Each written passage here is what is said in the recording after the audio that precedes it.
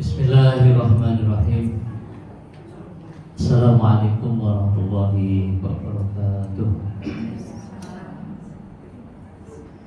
Alhamdulillah alladzi nahmaduhu wa nasta'inuhu wa nastaghfiruh wa natubu ilaihi wa na'udzu billahi min syururi anfusina wa min sayyiati a'malina. Man yahdihillahu fala mudilla lahu wa man yudlil fala hadiya lahu.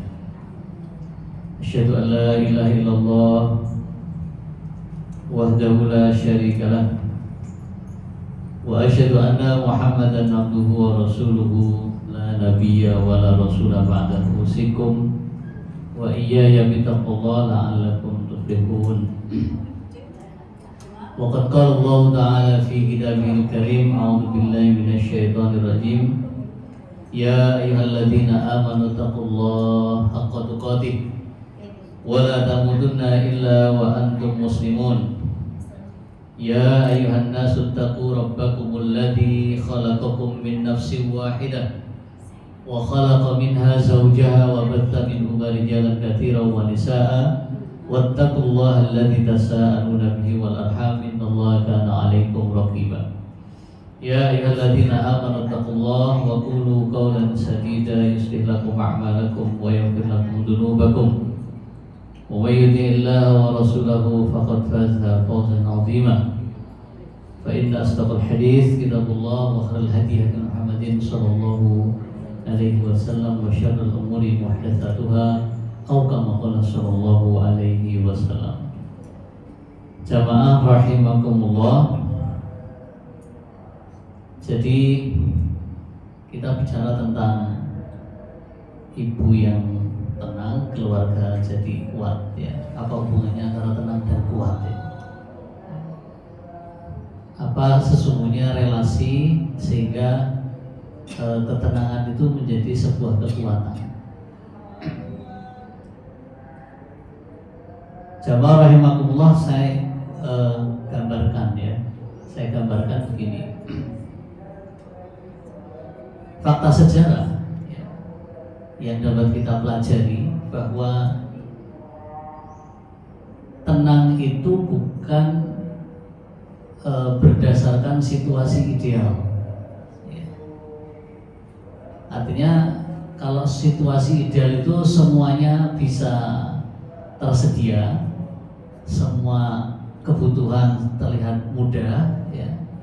Kemudian tidak ada rasa sedih, tidak ada yang sakit, tidak ada duka ya. Itu kan sepertinya sesuatu yang ideal. Keadaan itu tidak mutlak bahwa tenang itu kemudian karena sesuatu itu semuanya serba tersedia. Bukan karena itu ya. Artinya ketenangan itu tidak lahir karena keadaan yang ideal. Jadi punya rumah misalkan, punya isinya rumah dan seterusnya, sehingga orang mengatakan, nah kamu hidupnya tenang, oh, semuanya tersedia gitu. Tapi fakta sejarah, Fir'aun itu tidak tenang hidupnya, padahal semuanya ada ya. Abu Jahal itu tidak tenang hidupnya, padahal dia punya kekuasaan, punya segala sesuatunya. Tapi dia harus mengejar yang namanya Utsman bin Affan, Ja'far bin Abi Thalib, harus mengejar sampai ke negeri Habasyah, ke Afrika Timur. Kenapa? Padahal dia sudah punya kekuasaan, dia punya banyak hal yang orang inginkan, tapi ternyata dia tidak tenang. Nah jadi tenang itu bukan lahir dari situasi yang ideal ya. Artinya bahwa bukan berarti hidup tenang itu terus tanpa ada masalah. Bukan berarti ketenangan itu diperoleh ketika manusia hidupnya itu serba ada. Kita lihat Rasulullah SAW, ini fakta sejarah lagi ya. Rasulullah ketika bersama sahabat Abu Bakar As-Siddiq di Gua Thur ya, itu dalam situasi yang terdesak diuber-uber, dicari-cari, dikejar-kejar oleh orang-orang musyrik Quraisy, ya, mau dibunuh. Tapi Rasulullah kemudian berhasil memastikan bahwa keadaan harus aman dan tenang, ya, sampai Nabi mengatakan yang diabadikan di dalam ayat Al-Quran, A'udzubillahi minasyaitonirrajim, la tahzan innallaha ma'ana.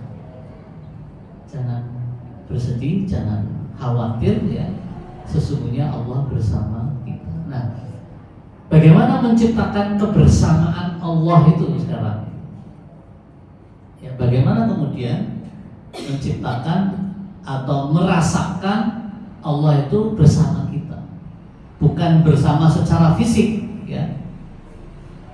Misalkan datang ibu dan anaknya atau bersama anaknya, itu kan kebersamaan secara fisik, ya. Ja'atil midatun wa ummuha, misalkan ma'a ummuha, ma'a ummiha, ya. Datang seorang murid bersama ibunya. Ini kebersamaan secara fisik, tapi kebersamaan dengan Allah Subhanahu wa taala bukan kebersamaan fisik, ya. Kita lihat di surah An-Nahl ayat 128, ya. A'udzubillahi minasyaitonirrajim. Innallaha ma'al ladzina taqaw wal ladzina hum muhsinun. Sesungguhnya Allah bersama orang-orang yang bertakwa. Jadi kebersamaan Allah itu ditandai dengan ketakwaannya seseorang. Ketakwaan itu, ya, identik dengan kemampuan mendekatkan diri kepada Allah dengan amal-amal taat. Amal-amal taat itu ya taat terhadap perintah dengan mengerjakannya, taat terhadap larangan Allah dengan meninggalkannya.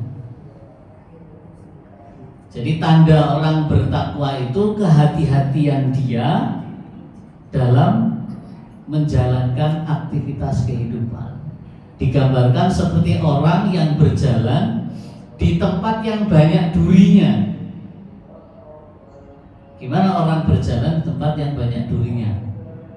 Banyak beling misalkan yang mirip-mirip dengan duri. Kita pasti hati-hati, ya, akan memilih jalan yang tanpa ada gangguan di situ. Gambaran orang bertakwa itu ketika dia berjalan itu sangat hati-hati. Hati-hati terhadap makanan yang dikonsumsi, hati-hati terhadap apa yang dia lihat, hati-hati terhadap apa yang dia katakan, hati-hati terhadap apa yang dia dengarkan, hati-hati terhadap ucapan yang bisa melukai tetangga, hati-hati terhadap segala sesuatu yang bisa memutus silaturahim. Seperti Ja'far bin Abi Thalib ketika menjelaskan kepada Raja Habasyah, ya, dulu kami jahiliyah itu rusak. Kami dulu melakukan berbagai amal-amal yang merusak.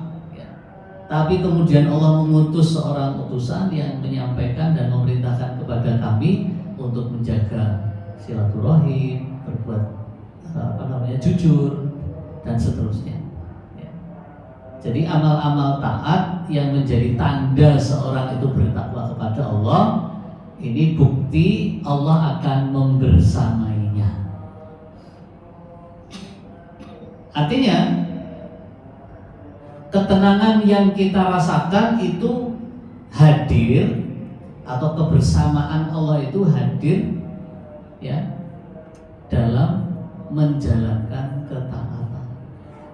Jadi tenangnya hati kita itu lahir karena kita bersama-sama dalam ruang taat. Sebagai individu, sebagai seorang, ya, anggota keluarga, apalagi seorang ibu bagi anak-anaknya dan seorang istri bagi suami. Dia menjaga ketakwaan.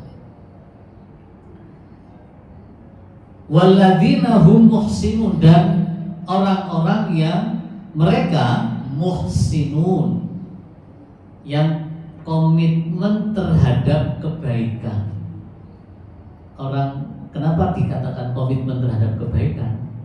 Karena orang ihsan itu dia ketika melakukan amal-amal kebaikan, dia melakukan perbuatan baik itu semata-mata karena Allah. Dia melakukan kebaikan dalam bentuk apapun tidak dipengaruhi oleh ada dan tidaknya sanjungan manusia. Dilihat ataupun tidak dilihat oleh manusia, dia tetap menjalankan perbuatan baiknya. Sehingga dia dikatakan berbuat ihsan. Dia melakukan amal-amal kebaikan itu semata-mata karena Allah Subhanahu wa Ta'ala. Dia merasa dalam pengawasan Allah. Dia senantiasa merasa Allah itu maha mengetahui. Jadi dalam pikirannya itu innallaha alimun bidatis sudur. Ketika mau mengatakan sesuatu, ketika mau berbuat sesuatu, dia memastikan bahwa innallaha alimun bidatis sudur. Sesungguhnya Allah alimun, maha mengetahui bidatis sudur, apa yang tersimpan di dalam dada manusia. Jadi kerenteknya hati saja, ya, niat yang belum terucap, belum tertunaikan, itu pun Allah maha mengetahui. Alimun bidatis sudur. Allah maha teliti terhadap apa-apa yang tersimpan di hati kita. Dan jamaah rahimakumullah, seorang ibu, ya, yang hidup dalam kesadaran bahwa Allah selalu mengawasinya, dia tidak akan gegabah, dia tidak akan ragu-ragu, ya, ketika dia melakukan sesuatu dengan penuh keyakinan bahwa Allah, ya, yang akan menjaganya, bahwa Allah yang akan menolongnya, bahwa Allah yang akan memberikan taufik kepadanya. Jadi kebersamaan Allah itu bukan dalam pengertian fisik, tapi melalui penjagaan dari Allah, kemudian pertolongannya dan memberikan taufiknya. Nih ibu-ibu rahimakumullah, kita melakukan kebaikan apapun, ya, itu atas taufik dari Allah Subhanahu wa Ta'ala. Bertemunya antara ilmu atau pengetahuan yang kita miliki dan kehendak hati kita, taufik dari Allah.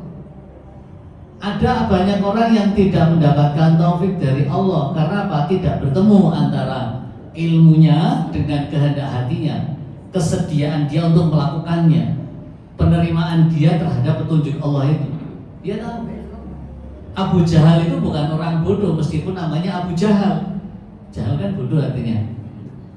Tapi bukan orang yang bodoh maksud itu. Tapi dia bodoh karena tidak mau dengan pengetahuannya kemudian mau mengikuti perintah Allah Subhanahu wa Ta'ala.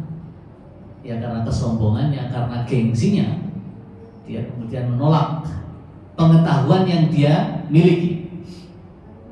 Dalam sejarah kan Abu Jahal itu mengendap-endap sembunyi-sembunyi mendengarkan, ya, lantunan ayat suci Al-Quran yang diajarkan oleh Rasulullah.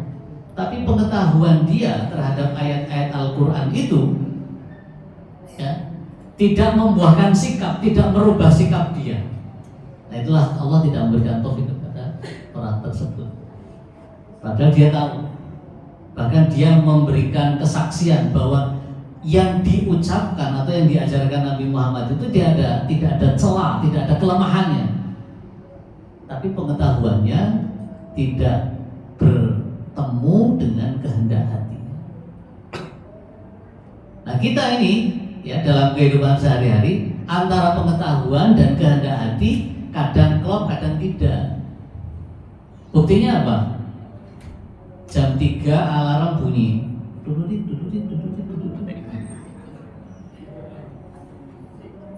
Pengetahuan kita sudah ada. Wa minal laili fatahajjat bihi nafilatan lak asa ayyab'atsaka rabbuka maqaman mahmuda. Allah akan mengangkat derajat kita dengan sholat. Tapi alarm wis disetting tulalit kembule sing ditarik. Ya. Ono aras-arasane. Nah itu enggak bertemu itu antara, ya, petunjuk Allah dan kehendak hati. dilukas. Dilukasnya tiba-tiba sudah Allahu Akbar, as-salatu khairum minan naum. Lewat sudah. Nah, kalau sudah begini kan berarti antara taufik dari Allah Subhanahu wa taala, ya, pengetahuan kemudian kehendak hati harus ketemu jadi sama. Nah, makanya innallaha ma'al ladzina taqau itu akan membuahkan ketenangan. Itu kenapa? Karena dia selalu merasa ya diawasi, ya dijaga, diberikan taufik, ditolong oleh Allah Subhanahu wa taala. Dan tidak ada taufik itu kecuali dari Allah. Ya.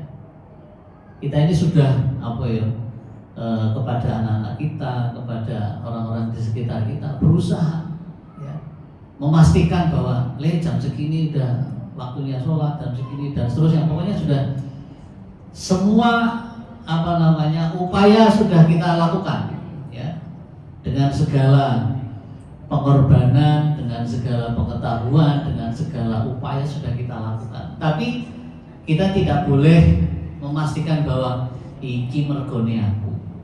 Karena apa? Taufik itu dari Allah Subhanahu wa taala. Nabi saja kan ditegur oleh Allah Subhanahu wa taala. Ya.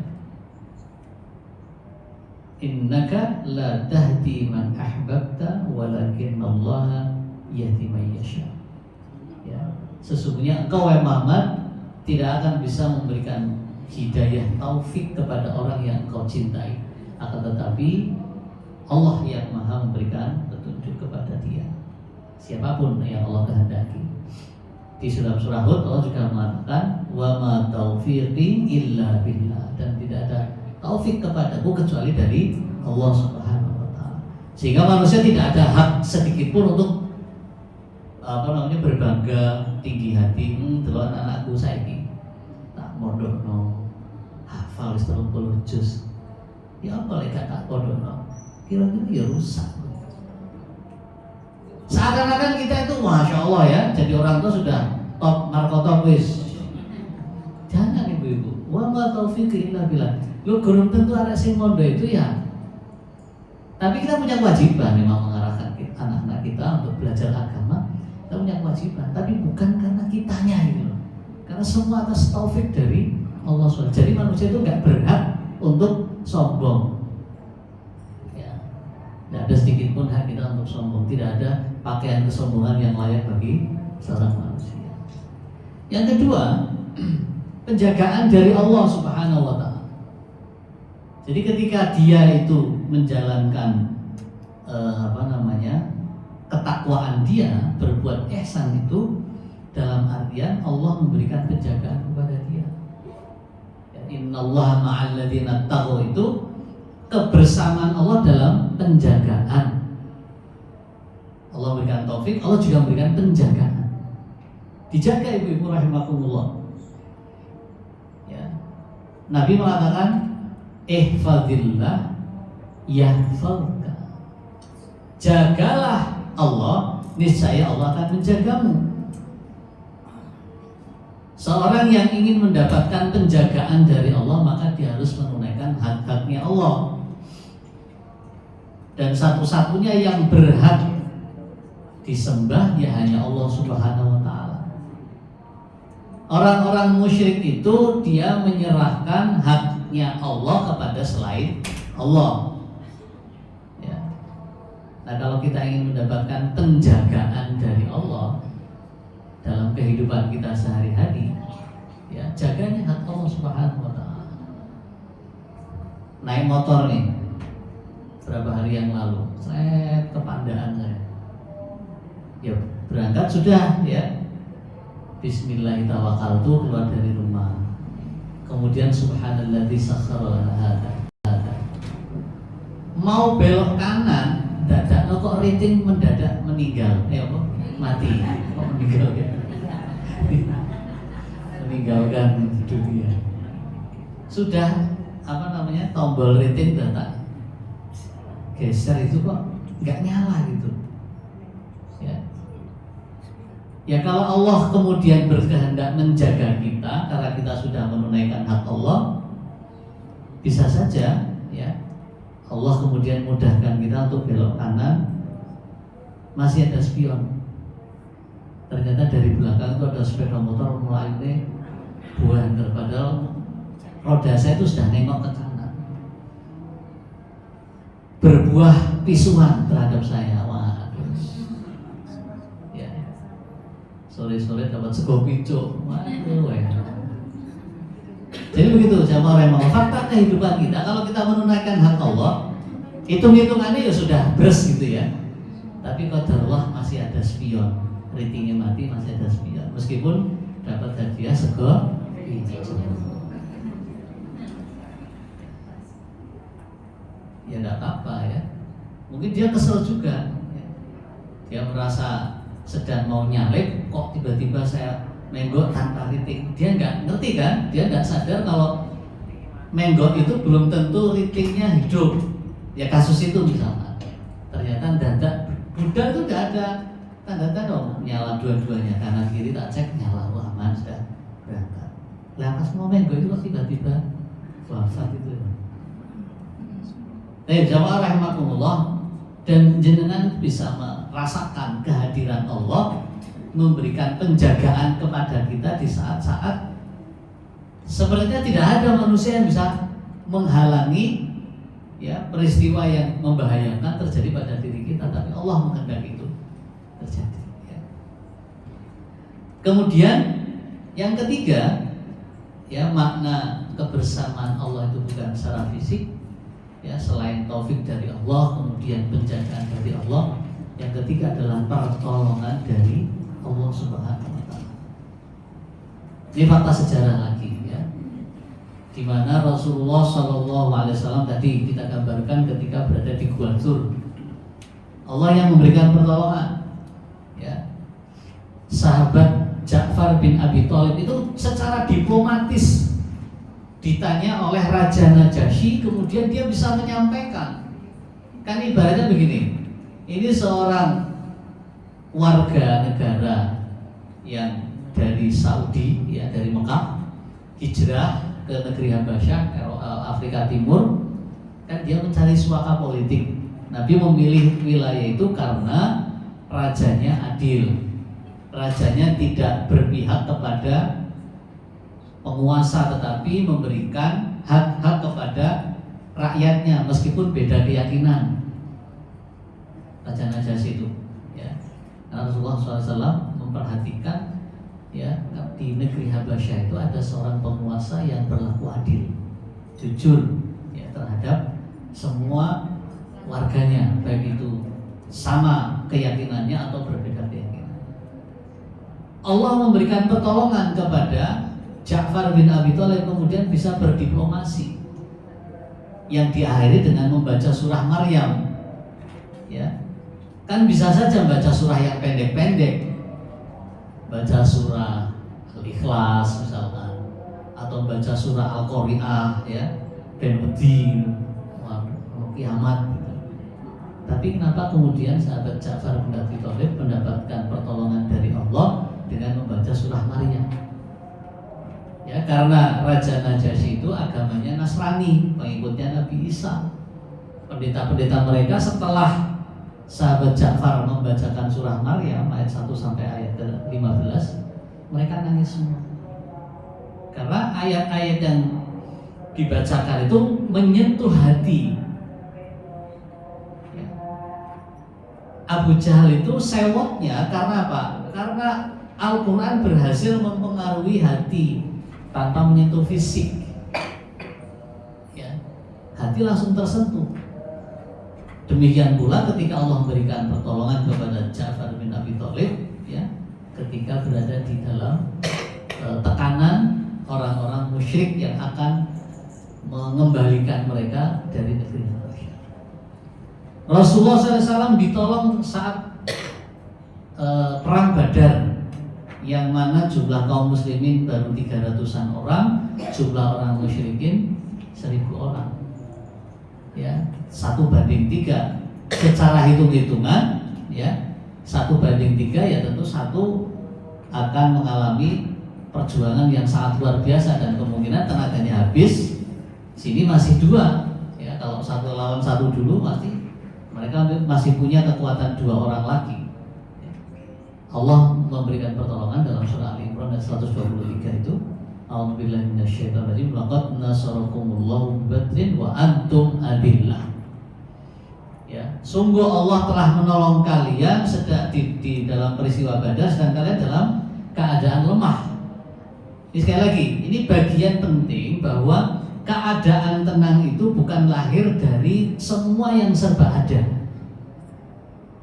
Rasulullah justru dalam keadaan lemah dan kaum muslimin masih dalam keadaan lemah, tapi Allah berkehendak menolong mereka. Ini membuktikan bahwa segala pertolongan itu dari Allah Subhanahu wa Ta'ala. Kita bisa setenang ini menghadapi ujian dalam kehidupan itu karena pertolongan dari Allah.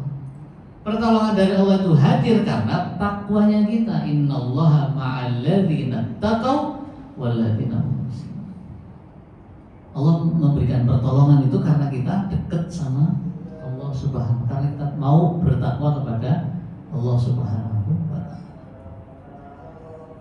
Yang kedua, jamaah rahimakumullah, ya. Kalau tadi yang awal bahwa ketenangan itu sumbernya adalah kebersamaan kita, ma'iyatullah itu ya, Allah membersamai kita. Yang kedua, ketenangan seorang ibu, ya, ini memberikan dampak stabilitas emosi keluarga. Ibu yang di rumah itu tenang, ya. Tenang itu bukan berarti tidak ada kepekaan ketika anak berbuat salah lalu kita ya wis gak apa-apa kon salah, bukan begitu. Ya. Ketika dia berbuat salah ada sikap tegas kita, tapi nggak perlu ngegas. Tegas tapi nggak pakai ngegas, nggak uring-uringan. Ya. Nah, jadi jamaah rahimakumullah, Nabi mengatakan ad-dunya mata'un wa khairu mataiha al-mar'atus shalihah. Tenangnya hati ketika Khadijah radhiyallahu anha mendapati Rasulullah SAW itu ketakutan, ya, ketika menerima wahyu pertama. Ini kan pengaruhnya sangat hebat, ya. Apa yang diucapkan oleh Khadijah ketika itu? Demi Allah, Allah tidak akan pernah menghinakanmu atau mencelakaimu. Jadi secara spiritual dan emosional Rasulullah itu merasakan kehadiran seorang istri yang memberikan rasa nyaman, ya. Suami jenengan pulang dari kerja udanan, ya. Untung masih pakai jas hujan tuh. Pulang sampai rumah melepas jas hujan di terasnya baru jenengan pel. Ayo wis. Rasanya kayak apa? Jenengan akan kayak gitu ya. Ditahan itu kan. Reaksi emosional seorang istri yang baru saja selesai ngepel, durung dekek pel-pelan iki lho. Bojone teko kepeh kabeh terus ya apa rasane jenengan. Sepatu bote ono lumpure. Kalau kita kemudian tidak memiliki ketenangan hati, tidak memberikan rasa nyaman kepada orang yang menemani kita, ya selesai sudah. Urusan sepatu didekek nang ngendi, teles kabeh, mudal kabeh. Luar semua itu. Wingi yo ngene, meneh maneh. Ya, hati-hati. Jadi lahirnya ketenangan di dalam keluarga itu juga dampak dari stabilitas emosi para ibu yang menghadirkan rasa nyaman dalam keluarga. Ya wis, apa ya yang kemudian bisa kita lakukan untuk memberikan rasa nyaman? Wah, Masya Allah, ya. Jadi yang tadi kita ngepel itu adalah amanah, kita menyelesaikan amanah. Sekarang kedatangan suami dengan belepotan koyo ngono iku ya berarti ujian untuk meningkatkan taraf kedudukan kita di hadapan Allah. Ujian. Karena manusia ini Allah ciptakan itu untuk mendapatkan ujian. Kalau di kepala kita sudah hadir pemahaman itu, ya semua itu ujian. Ya. Suami sakit, anak sakit, ya. Alhamdulillah kita masih sehat, bisa memberikan pelayanan kepada anak suami yang sakit. Mau kabeh anakku, sambatan atau ngene. Padahal tuh kuyah dong. Digarem. Bapak namung ngaloro kabeh. Kalau sing wangi mbah-mbah nyetrika aku kabeh. Akhirnya itu sambatan dan itu tidak penting bagi tetangga kita. Tetangga kita kemudian curhat juga, tambahan Pak. Coba, apa nggak memenuhi memori di kepala kita itu? Sambatan tonggo, sambatan dewi gak menyelesaikan masalah, ditambah sambatan tonggo. Ya. Jadi yang benar ya hubungan kita dengan Allah kemudian segera diperbaiki, ya.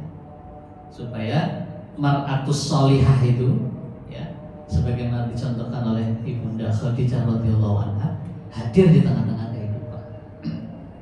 Jadi ketenangan Khadijah radhiyallahu anha ini yang membantu secara psikologis, ya. Memang Allah SWT yang menghadirkan pasangan itu, tapi kemudian cara, ya, menghadapi situasi itu akan memberikan dampak yang signifikan, ya, bagi stabilitas emosi di dalam keluarga. Ya kalau kita kemudian tidak berhasil, ya, mengendalikan diri, bagaimana kehidupan keluarga, ya, akan muncul letupan-letupan, akan muncul, ya, emosi-emosi yang kadang-kadang tidak kita duga sama sekali. Tiba-tiba suaminya malah jadi tambah, ya, sembarangan, anaknya jadi gak mau nurut dengan apa yang kita ucapkan. Jadi itu akan menjadi stabilitas emosi di keluarga semakin berantakan. Dan jamaah rahimakumullah, yang ketiga, ibu yang tenang, ya, ini punya potensi besar untuk memberikan pendidikan yang penuh dengan hikmah. Jadi rasa tenang, ketenangan hati itu akan berpikir bijak, ya. Tidak tergesa-gesa, tidak menjustifikasi, tidak menghakimi. Anak yang pulang malam, ya, pulang lebih dari jam yang sudah kita tentukan, sudah disepakati. Kalau udah pulang itu jam sekian misalkan, ya. Lalu anak ini pulang lewat dari jam yang sudah ditentukan, ya. Datang anaknya, kemudian ibunya membuat kalimat-kalimat, ya. Jam piro iki? Gak rujak kan? Terus, ya, kemudian muncul itu asumsi-asumsi, paling kan dolen karo iki, ya, rokokan iki. Dolen apa meneh kok? Ya, mu sampe sapa? Belum dijawab, pertanyaannya sudah bertubi-tubi, bertumpuk-tumpuk. Ya, sing harus dijawab sing endi gitu. Kalah pertanyaan ujian nasional ini. Nah, jadi Allah menggariskan ini, ya. Ketika ingin mendapatkan hikmah, kebijaksanaan itu, ud'u ila sabili rabbika bil hikmah. Seorang ibu yang tenang itu akan bisa bijak dalam memberikan pengajaran pendidikan kepada anaknya. Ya tenangkan aja dulu dia, nyampe rumah, dibukakan pintunya, kalau sudah kita kunci, assalamualaikum, ahlan wa sahlan, ya senyumlah ibu, walaupun nanti ini rodo-rodo manggal gitu, ya, pulang kemalaman gitu, senyum aja kepada dia, ya, ambil itu tasnya, ambil itu sepatunya, ya, perlakukan mereka seperti raja, nanti cerita-cerita sendiri, ya. Karena dia merasa mendapatkan penghargaan. Ini pengalaman pribadi, saya dulu begitu. Singkat cerita, saya sering pulang malam. dulu zaman ya sekolah turun beres gitulah ya, ibu saya itu selalu menunggu ya, di meja, pintu memang nggak pernah dikunci. Begitu masuk rumah itu pelan-pelan bukanya ya, mindik-mindik gitu. Tapi bukan maling ayam kan pulang itu pelan-pelan itu. Ya kodar memang pintunya itu pintu tua, jadi menit di aja. Tapi ibu saya kemudian menghadirkan sebuah pertanyaan, Jambiro saiki. Bukan berarti ibu saya nggak paham jam, ya. Dia cuma ketawa aja. Selesai saya masuk kamar gitu ya, ikut ya, beliau ikut ke kamar. Kemudian mendekatkan wajahnya ke wajah saya, mampu rokok. Gitu. Pertanyaan itu membuat saya berpikir gitu ya, walaupun nggak langsung berhenti, ya, mending dibayar gimana? Tapi bekas baiknya itu betul-betul terasa. Itu hanya bil hikmah. Ketulusan seorang ibu tidak on the spot terus nyeneni gitu. Gak zaman anak-anak sekarang itu kemudian datang lalu selesai masalahnya dengan kita marahi. Keikhlasan itu padahal mungkin nggak ada nasihatnya, pertanyaan gitu. Ya, tapi kan namanya orang tua, ibu itu akan memberikan rasa nyaman dengan pertanyaan itu, ya pasti ada doa-doa berikutnya ya, di belakang pertanyaan itu, sehingga menyentuh ya, sampai pesan itu kepada jiwa kita. Karena apa? Keikhlasan itu akan membekas kepada orang yang diajak berbicara, itu akan menyentuh ya. Jadi sekalipun kadang ya, kita tidak merasakan sekarang ya dampaknya, tapi mungkin sekian tahun ya kita tidak bisa memastikan itu. Yang menjadi kunci adalah keikhlasan kita bil hikmah, dengan cara yang bijak ya. Kalau pendidik itu emosional ya, kebanyakan, kata Syekh Abdullah Nasirullah, itu kebanyakan akan merusak. Jadi emosional itu menanggapi ya secara emosional. Anak melanggar lalu langsung dihakimi di saat itu, apalagi dimarahi di depan orang banyak, itu semakin akan menjatuhkan harkat dan martabat diri. Maka orang tua yang tenang mendidik dengan hikmah, tidak dengan emosi ya. Dasar yang kita gunakan adalah ud'u ila sabili rabbika bil hikmah, dengan hikmah, dengan kebijaksanaan. Ya, kebijaksanaan itu juga lahir atas benturan-benturan dalam kehidupan ya. Orang kemudian dibenturkan dengan masalah ya, dia tidak gegabah, artinya dia bisa berpikir jernih, tahan diri dari reaksi negatif, lalu bisa berpikir jernih dan mengambil kesimpulan yang tepat. Apa yang harus saya ucapkan, apa yang harus saya lakukan ya. Sehingga kita dikatakan sebagai orang-orang yang bersabar.